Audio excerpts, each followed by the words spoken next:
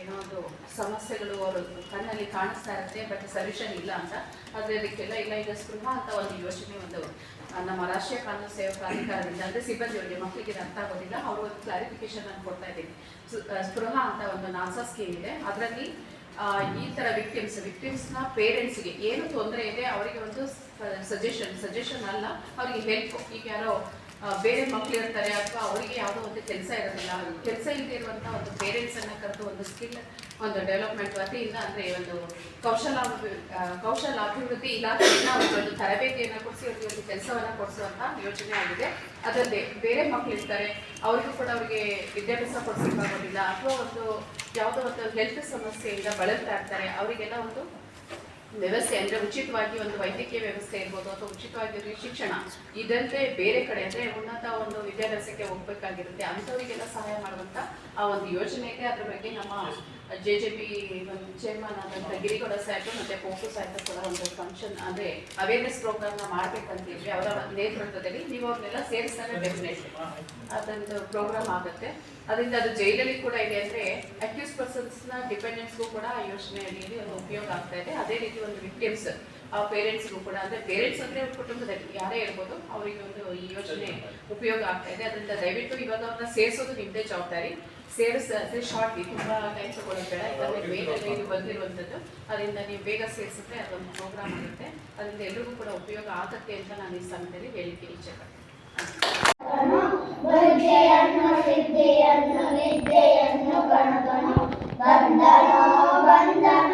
ನಮ್ಮ ಗಣಕ ಬಂದನು ತಂದನು ತಂದನು ಹರ್ಷವನ್ನು ತಂದನು, ಗರಿಗೆ ಹುಲ್ಲು ಬಾಳೆಯನ್ನು ಕೋಡು ಬಳೆ ಚಕ್ಕುಲಿ, ಗರಿಗೆ ಹುಲ್ಲು ಬಾಳೆಯನ್ನು ಕೋಡು ಬಳೆ ಚಕ್ಕುಲಿ, ಅವನ ಮುಂದೆ ಇರಿಸಿ ನಾವು ಬೇಡುವೆನು ವರವನ್ನು, ಅವನ ಮುಂದೆ ಇರಿಸಿ ನಾವು ಬೇಡುವೆನು ವರವನ್ನು.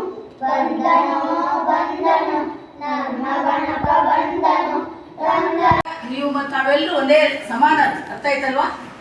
ತಪ್ಪು ಅಂತ ಕಂಡು ಬಂದಾಗ ಪ್ರಶ್ನೆ ಮಾಡ್ಬೇಕಂದ್ರೆ ನಿಮ್ಮ ಹಕ್ಕು, ಅರ್ಥ ಆಯ್ತಲ್ವಾ?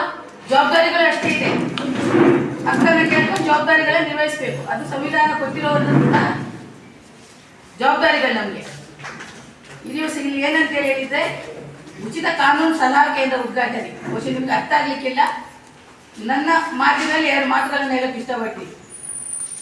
ಎಷ್ಟು ಜನ ತಂದೆ ತಾಯಿ ಇರೋರಿದ್ದೀರಿ ಇಲ್ಲಿ? ಎಲ್ಲಿದ್ದಾರೆ? ಊರಲ್ಲಿದ್ದಾರೆ.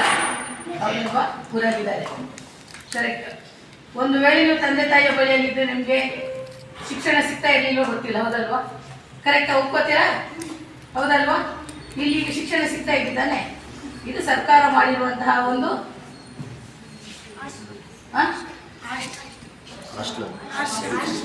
ಹಾಸ್ಟೆಲ್, ಹೌದಲ್ವಾ? ಯಾರು ಕೂಡ ವಿದ್ಯೆಯಿಂದ ವಂಚಿತರಾಗಬಾರ್ದು. ವಿದ್ಯೆ ಏನಕ್ಕೆ ಬೇಕು? ಓದಿದ್ರೆ ವಿದ್ಯೆ ಏನಕ್ಕೆ ಬೇಕು? ವಿದ್ಯೆ ಏನಕ್ಕೆ ಬೇಕು?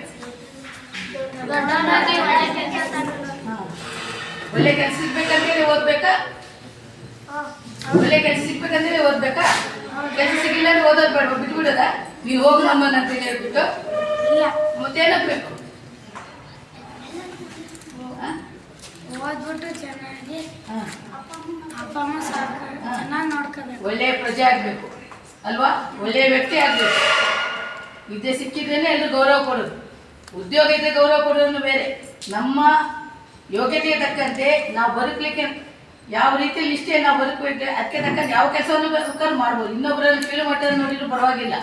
ನಾವು ನಿಯತ್ತಾಗಿ ಯಾರಿಗೂ ತೊಂದರೆ ಆಗೋ ರೀತಿಯಲ್ಲಿ ದುಡಿ ಯಾವ ರೀತಿಯಲ್ಲೂ ಬೇಕು ದುಡಿ ಸಂಪಾದನೆ ಮಾಡಬೇಕು. ಬಟ್ ಒಳ್ಳೆಯ ಪ್ರಜೆ ಆಗಿರಬೇಕು, ಸಮಾಜಕ್ಕೆ ಒಳ್ಳೆಯ ವ್ಯಕ್ತಿ ಆಗಿರಬೇಕು, ತಂದೆ ತಾಯಿ ನೋಡ್ಕೋಬೇಕು. ಅದಕ್ಕೆ ವಿದ್ಯೆ ಬೇಕು. ವಿದ್ಯೆ ಇದನ್ನೇ ಗೊತ್ತಾಗೋದು, ಹೀಗೆ ಹೀಗೆ ಅಂತ ಹೇಳಬೇಕು. ಈಗ ನೀವೇನಾದ್ರು ಕೆಲಸಕ್ಕೆ ಹೋಗ್ಬಿಟ್ಟಿದ್ರೆ ಗೊತ್ತಾಗುತ್ತೆ ಏನಾದ್ರು ಹೇಗಿದೆ ಅಂತ ಗೊತ್ತಾಗೋದಿಲ್ಲ ಅಲ್ವಾ? ಪುಸ್ತಕದಲ್ಲಿ ಏನಿದೆ ಗೊತ್ತಾಗಲ್ಲ, ಶಾಲೆಯಲ್ಲಿ ಏನು ನಡೀತಿದೆ ಗೊತ್ತಾಗಲ್ಲ. ಕರೆಕ್ಟ್ ಅಲ್ವಾ? ಸೊ ಹಾಗಾಗಿ ವಿದ್ಯೆ ಬರೀ ಒಳ್ಳೆಯ ಕೆಲಸ ಅಂತ ಹೇಳಲ್ಲ, ಸಮಾಜ ಒಳ್ಳೆಯ ವ್ಯಕ್ತಿ ಆಗಿರ್ಲಿಕ್ಕೆ ಇರಬೇಕು. ಒಳ್ಳೆಯ ಕೆಲಸವನ್ನ ಹೋಗ್ಬೇಕನ್ನೋ ಒಂದು ಗುರಿ ಇಟ್ಕೋಬೇಕು. ನಾನು ಇದೇ ರೀತಿಯಲ್ಲಿ ಕಲಿಬೇಕು, ಮುಂದೆ ಒಳ್ಳೆಯ ವ್ಯಕ್ತಿ ಆಗಬೇಕು. ಸೊ ಹೀಗೆ ಹೋದ್ರೆ ಮಾತ್ರ ನಾನು ಒಳ್ಳೆಯ ವ್ಯಕ್ತಿ ಆಗಲಿ, ಒಂದು ಒಳ್ಳೆಯ ಉದ್ಯೋಗವನ್ನು ಹೊಂದಿ ಚೆನ್ನಾಗಿ ಒಳ್ಳೆಯ ರೀತಿಯಲ್ಲಿ ಕಾರು ಬಂಗ್ಲೆ ಎಲ್ಲ ಹೊಂದಿಕೊಂಡು ನಾನು ನನ್ನ ಸಂಪಾದನೆ ಒಳ್ಳೆಯ ರೀತಿಯಲ್ಲಿ ಇನ್ನೂ ಹೆಚ್ಚು ಒಳ್ಳೆಯ ರೀತಿಯಲ್ಲಿ ಇರೋದಕ್ಕೆ ಅದನ್ನು ನಾವು ಗುರಿ ಇಟ್ಕೋಬೇಕು. ಅದೇ ವಿದ್ಯೆ ಮೊದಲು ನಾವು ಸಮಾಜದಲ್ಲಿ ಒಳ್ಳೆಯ ರೀತಿಯಲ್ಲಿ ಬದುಕಲಿಕ್ಕೆ, ಒಳ್ಳೆಯ ವ್ಯಕ್ತಿ ಆಗಲಿಕ್ಕೆ, 4 ಜನರಿಗೆ ಬೆರೆತುಕೊಂಡು ಚೆನ್ನಾಗಿರೋಕೆ ವಿದ್ಯೆ ಬೇಕು. ಸೊ ಹಾಗಾಗಿ ಇವತ್ತು ನಿಮ್ಮನ್ನು ಕೂರಿಸಿದ್ದಾರೆ, ಇನ್ನು ಮುಂದೆ ಕೂರಿಸಿದ್ರೆ ಕೇಳಬೇಕು, ನಮ್ಮನ್ನು ಯಾಕೆ ಕೂರಿಸಿದ್ರೆ ನಾವು ಸ್ಕೂಲಿಗೆ ಹೋಗ್ಬೇಕಂತ ಹೇಳ್ಬಿಟ್ಟು. ಅರ್ಥ ಆಯ್ತಲ್ವಾ? ಚೆನ್ನಾಗಿ ಓದ್ಕೋಬೇಕು. ಅರ್ಥ ಆಯ್ತಾನೆ?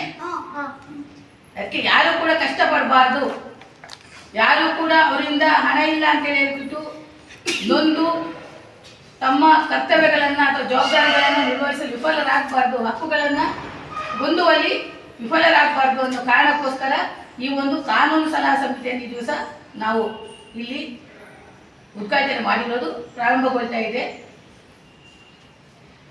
ಬಹುಶಃ ಇದರಿಂದ ನಿಮಗೆ ಎಷ್ಟರ ಮಟ್ಟಿಗೆ ಈ ಸಮಯದಲ್ಲಿ ಅನುಕೂಲ ಆಗುತ್ತೆ ಅಂತ ನಾನು ಹೇಳೋಕೆ ಬರಲ್ಲ. ಬಟ್ ನಿಮ್ಮ ತಂದೆ ತಾಯಿಗೆ ಹಲವಾರು ಕಾರಣಗಳಿರ್ಬೋದು, ಹೌದಲ್ವಾ?